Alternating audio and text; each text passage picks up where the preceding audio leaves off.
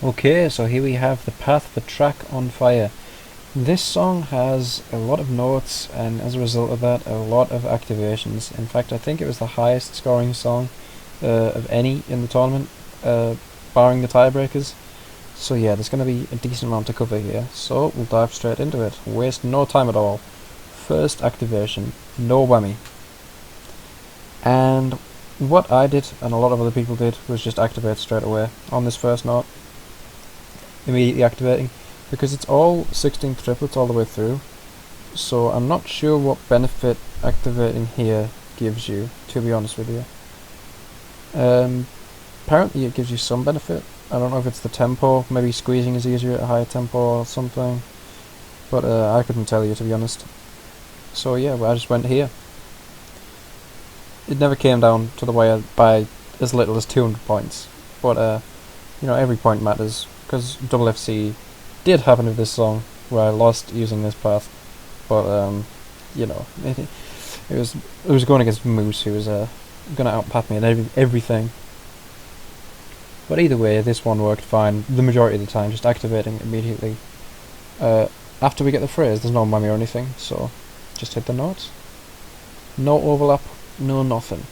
Next activation. 1, 2 phrases. 3 phrases. Still no whammy, which is nice. And this one is kind of easy to remember. It's the start of the guitar solo, or the first guitar solo we're going to say. The guitar tapping section. So we have this descending chord, and we activate on the first note of the ascending triplets. And that's pretty simple to do. It's not hard to remember. Easy reference point. Blue note on its own. Just one hand the first couple of triplets and then begin tapping for me.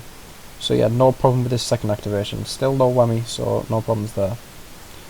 Next act, 1, 2 phrases, 1, 2, and still no whammy. You see the first 3 phrases have no whammy at all, so it's just a squeeze off basically. And our activation point, this is the keyboard solo now. So we're waiting for this double orange, and then it's the next measure. So we have nice vocal rendition there, but you get what I mean. We're activating on the yellow blue trill, very short and slow trill. But yeah, it's the start of the measure. It's pretty simple to remember. Yeah, not really anything to add there for that one. And we want to be whammying pretty much as we see our star power fading away, because immediately after the star power runs out, we have our first whammy of the song. So this measure long phrase here, we want to be whammying this as much as possible, because every activation in this song is pretty valuable. So let's make it even more valuable by whammying as much as possible as our activation ends. So yeah, whammy, and then the second phrase in this act is also a whammy, and it's a long whammy. So I have a lot of time to prepare for this one. Not really much trouble whammying this stuff. And our activation point is much like the very first activation in the song, where you activate as the main riff thing begins. So yeah, just one hand to begin with, and then I go into tapping with that for later. Simple activation, and we're not going to overlap if we activate on the first note here. If we activate much later, we're going to end up overlapping, which is obviously not what we're going to do. So yeah, as the notes turn into 16th triplets, we're activating there. Next act, 1, 2, 3 phrases with no whammy, and I delay and change this one by quite a bit. So it says to activate here. I did not activate here. I didn't activate on the start of the measure. I activated halfway through the measure on this orange note here.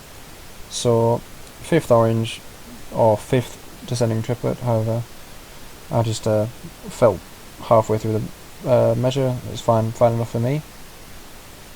So activating here, and the reason for that delay is because well, A, this is not a very good reference point, and B, we want to make sure we get this overlap, which is pretty tight if we activate here or at the start of the measure.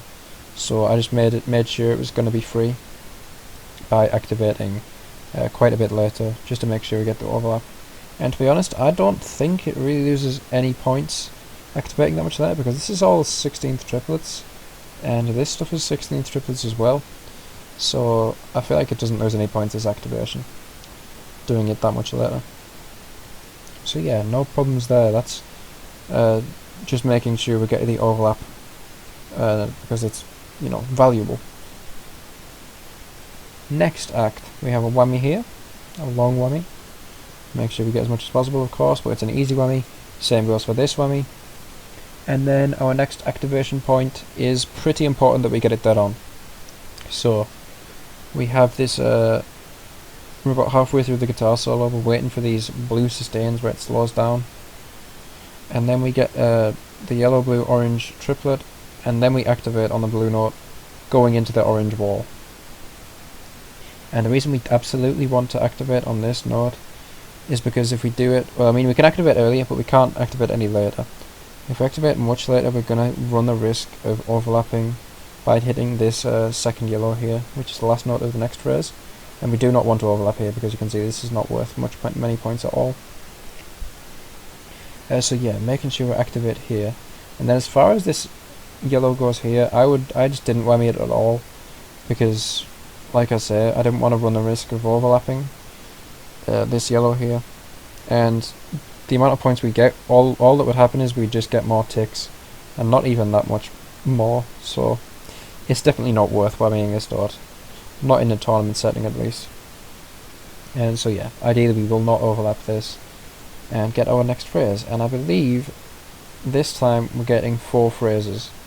So yeah, 1, 2, 3, 4. None of these phrases are whammy phrases. This one you could argue is, but obviously we're not going to be whamming the sustain anyway, so there's nothing to worry about there. 1, 2, 3, 4.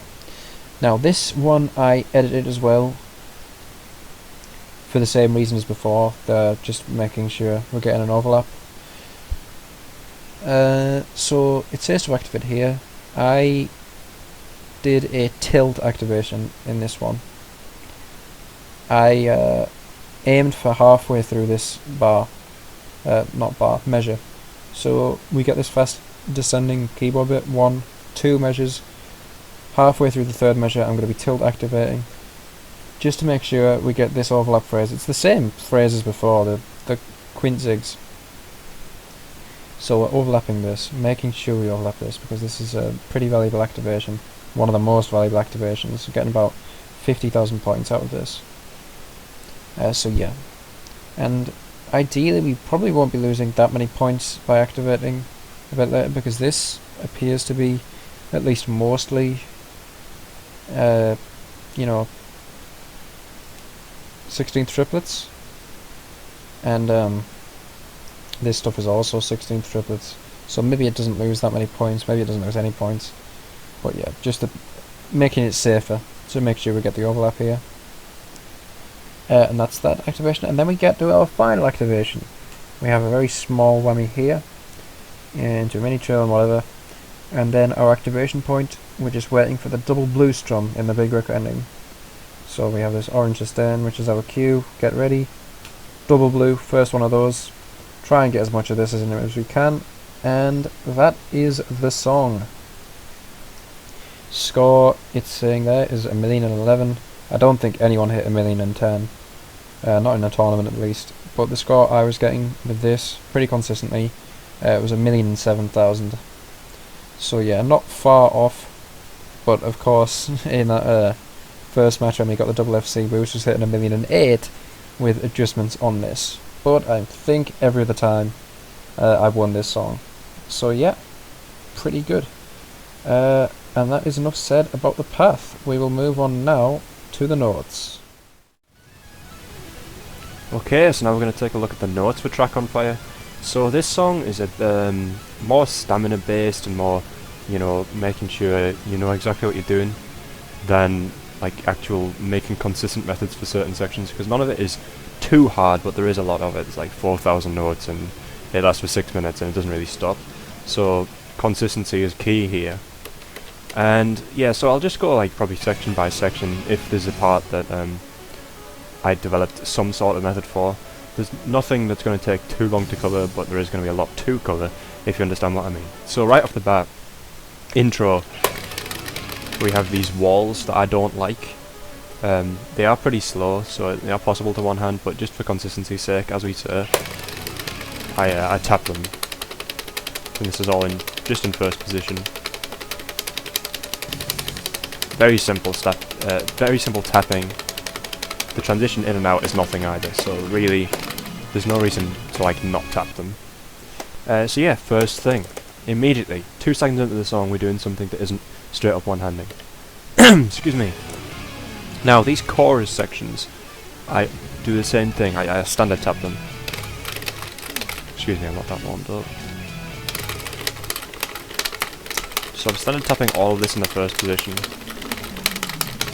I tended not to ghost either when it goes into that transition from the green, red, yellow, oranges to the green, yellow, blue, oranges. And the reason for that is, it's not just because I'm trying to be like Mr. Clean. It genuinely felt a bit weird to ghost that. And I felt like I would miss more often if I ghosted there, so no ghosting it was. And this happens a lot of times throughout the song, and the method doesn't change, other than like very specific points where I might stop tapping. And then for the very ending bit here, I'm just standard tapping it. Yep, no quick transition out, and I'm already tapping anyway, so it makes sense to standard tap the whole thing. So yeah, it's very important to be consistent at this part, because it's one of the most repetitive parts of the song. Happens, I don't know, 5 times, maybe 4. But it does end the song as well, pretty much. Whole thing in first position and standard tapping. Okay. So that's these chorus sections. I would say that isn't the chorus and this is the actual chorus, but they've labelled it this way for some reason. This stuff is fine. Just strum the extra blue there, the 2 blues in a row. There is little variations like that, and then I'm just one-handing these triplets down. And then as far as the guitar part is concerned, it's nothing really. So yeah, the chorus, I'm going to call it the chorus because I feel like it's the chorus, but these verse sections are pretty fine as long as you're one-handing and you remember that you need to strum a few of the notes. Solo 1. Now because of the activation, we're not going to be tapping straight away, because that activation is on the blue. So I would be one-handing the first couple and then starting to tap as soon as I can, so about there. And then for the rest of it, it's literally just standard tapping in first position.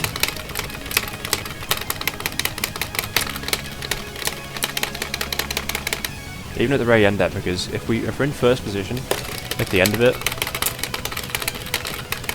it makes the transition back into the verse a lot easier, and there'll be no sliding involved.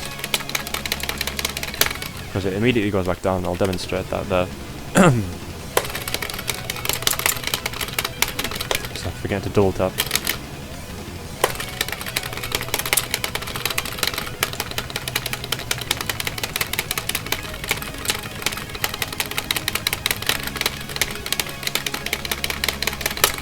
Yeah, it comes back down and we don't need to slide.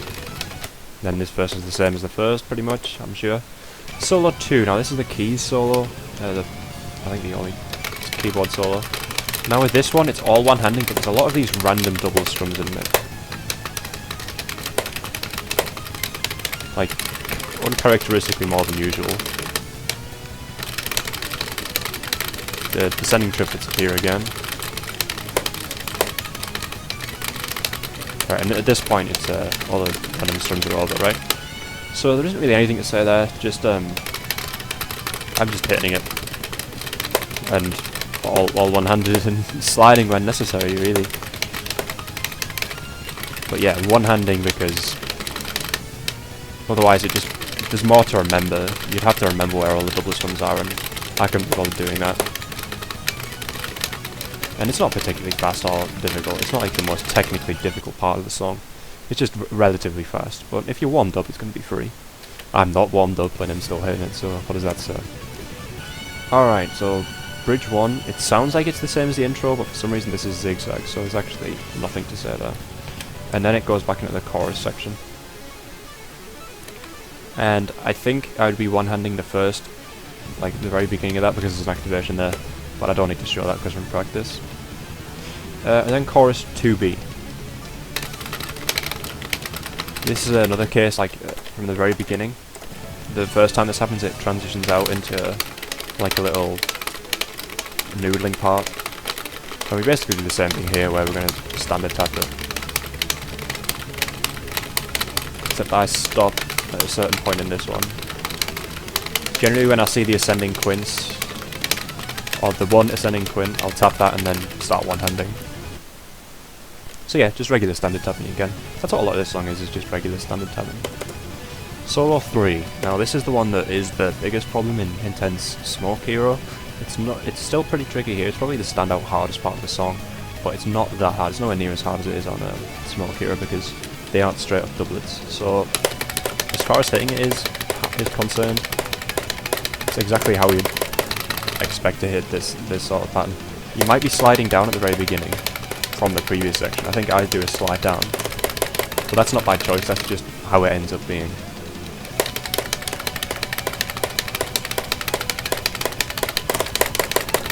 Yeah, and then there's the 3 strums there.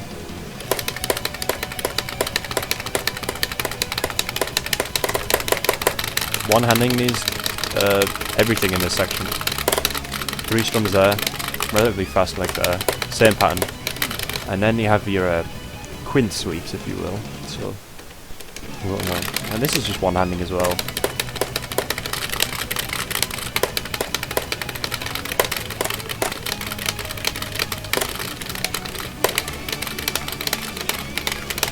So pretty much all this section is one-handing except the very end with that keyboard bit.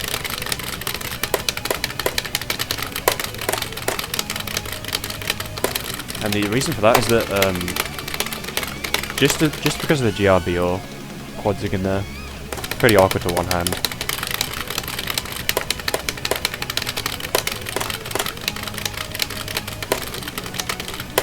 Probably strumming that first screen, then staying in first position and standard tapping this stuff.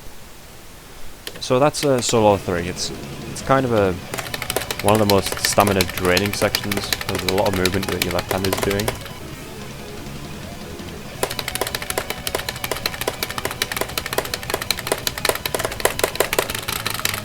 Activation point is right there, which is kind of why I'm one-handing these triplets.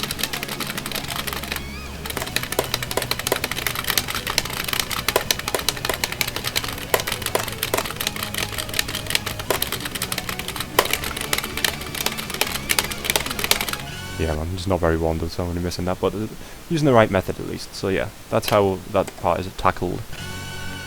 Bridge 2 does have the wall bit again, but this time I don't tap it, and the reason for that is because we have this whammy before it, and it just makes transitioning into it a bit confusing.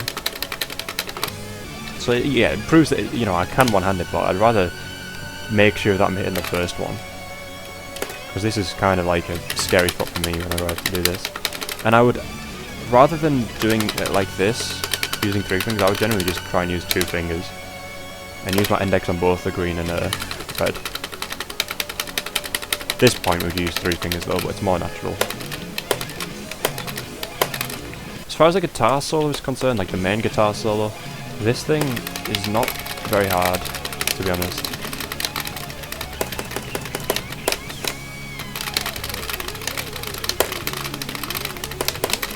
Yeah, it's like slower fretting than we've seen so far.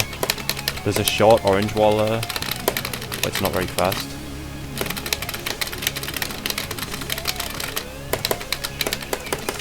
To be honest, there's not really anything to say. You know, there's nothing. I didn't look at that section any more closely. It's just one of the easier parts of the song. Now, chorus 3 has a little thing at the end of it, so I'd be hitting it as normal. Just a little caveat.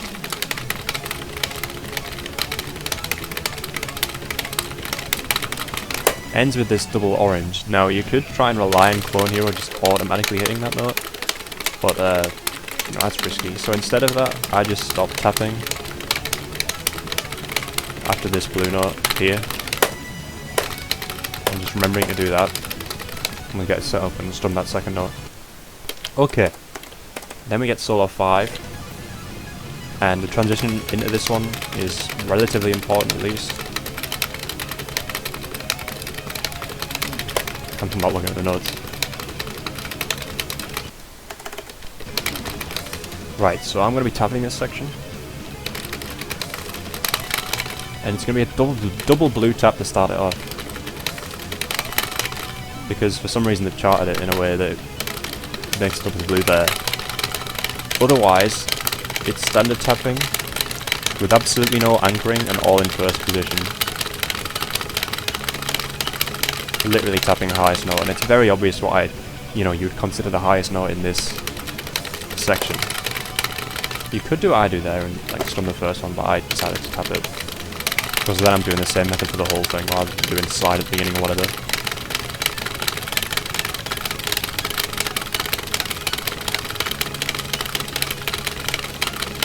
Okay. And this is one-handing. Same as what we've seen before. And then we have more walls that I decide to tap. So I'll just go to 5B into chorus 4.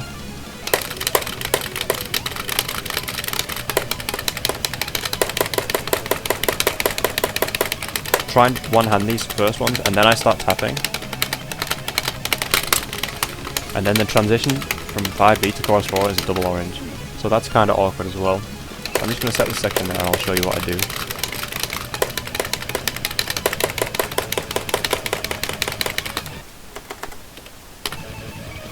Okay, so one-handing these ones to begin with. Regularly. And then I anchor green. And just tap the triangles on the top, because it makes the transition into this chorus bit easier for me. And then it's just a double orange tap. A bit like what we did before, but there's an anchor beneath it this time. And it's just the chorus we know before. And as far as the ending is concerned, it's not really anything to worry about. So I'll play it at least. It's kind of tame compared to some of the other shreddy bits in the song. There is at least one relatively quick bit that could be missable in it, at least, though. Like this. But it's pretty much similar to the very shreddy parts of the guitar part, like solo 3 and solo 5B. Kind of similar to that sort of pattern. But yeah, as I say, there is no real standout hard part of this song, but it was pretty necessary to know where the hardest parts were. And yeah, there's quite a few things I do in there to make sure I'm hitting everything all the time. So yeah, we'll take a run of the song now.